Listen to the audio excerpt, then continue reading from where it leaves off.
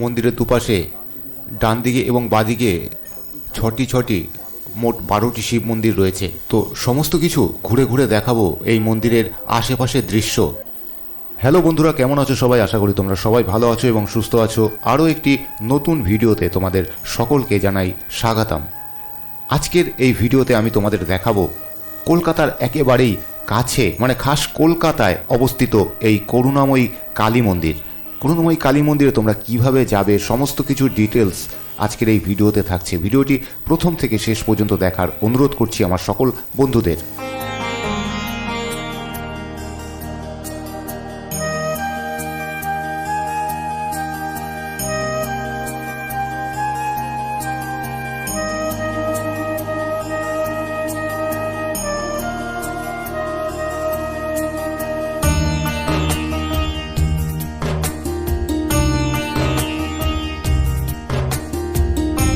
তো এই হলো শ্রী শ্রী করুণাময়ী কালী মন্দির।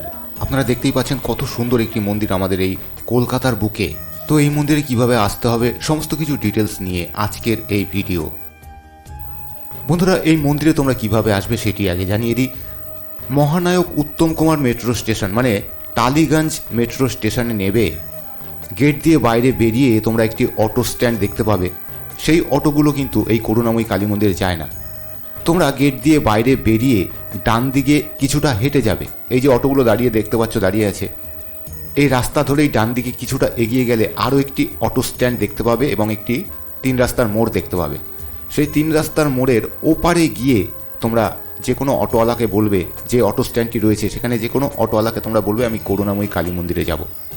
10 টাকা ভাড়ার বিনিময়ে তোমরা করুণাময়ী কালী মন্দিরের গেটের সামনে গিয়ে নামবে। তো অটো করে আমি শ্রী শ্রী করুণাময়ী কালী মন্দিরের একেবারে গেটের সামনে নামলাম। মন্দির খোলার সময় সকাল 6টা থেকে বেলা 12টা এবং বিকেল 4টে থেকে রাত 8টা পর্যন্ত এই মন্দির খোলা থাকে। চলো তাহলে গেট দিয়ে মন্দিরের ভেতরে প্রবেশ করা যাক।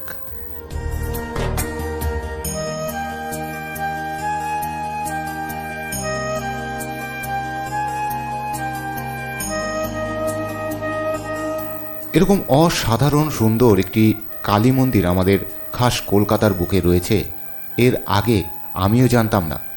তো এই মন্দিরের খোঁজ পাওয়ার পর ভাবলাম যে একটা ভ্লগ তৈরি করা যাক তোমাদের জন্যে। তোমরাও যদি ঘুরতে ভালোবাসো তাহলে একবেলায় তোমরা ঘুরে আসতে পারো কলকাতার বুক থেকে এই শ্রী শ্রী করুণাময়ী কালী মন্দিরে।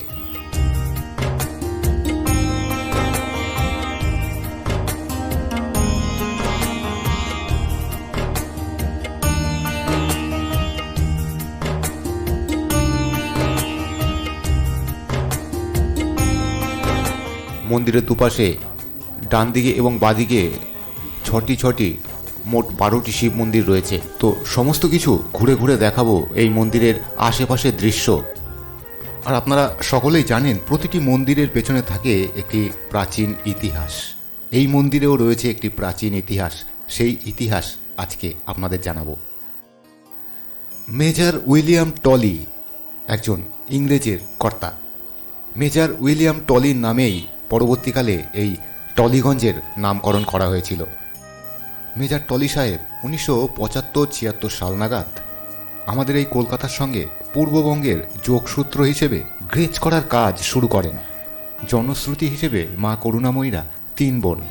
প্রথম জন অর্থাৎ বড় বোন এই টালিগঞ্জের মা করুণাময়ী এবং দ্বিতীয় বোন অর্থাৎ মেজ বোন মহামায়াতলার মা মহামায়া এবং তৃতীয় বোন বা সবার থেকে ছোট বোন হল বোড়ালের মা ত্রিপুর সুন্দরী দেবী।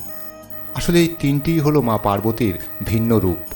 তো আজকের এই ভিডিওতে আমরা মা করুণাময়ী মানে সবচেয়ে বড় বোন যিনি সেই শ্রী শ্রী মা করুণাময়ীকে নিয়ে আলোচনা করব।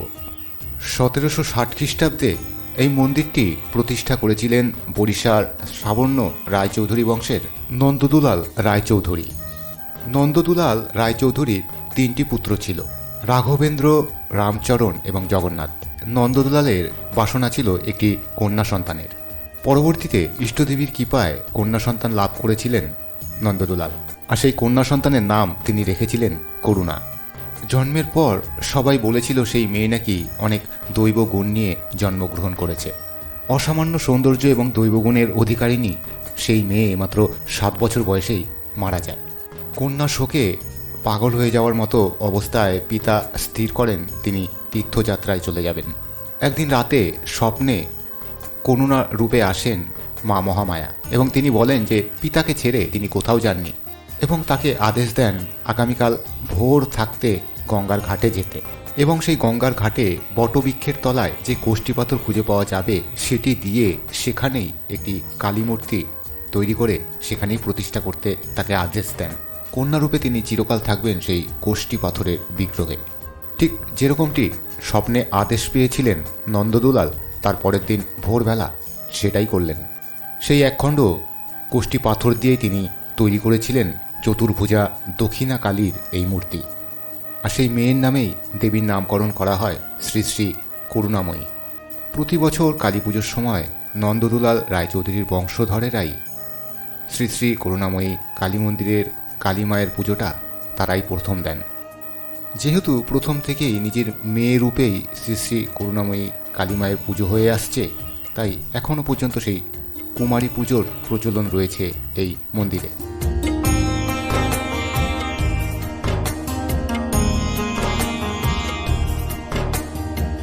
মূল মন্দিরে প্রবেশের ঠিক ডান হাতেই আরও একটি ছোট মন্দির রয়েছে, সেখানে রয়েছে সিদ্ধিদাতা গণেশ এবং কল্কি দেবতার মূর্তি।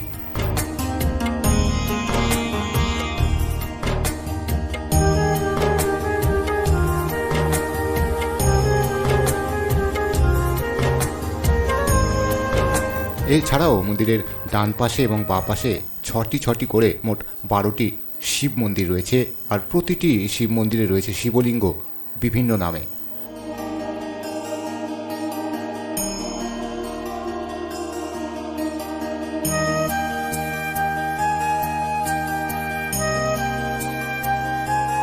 শিব মন্দিরের দেয়ালগুলোতে বিভিন্ন পৌরাণিক কাহিনীগুলোকে ফুটিয়ে তোলা হয়েছে। অসাধারণ সুন্দর লাগে বাইরে থেকে দেখতে।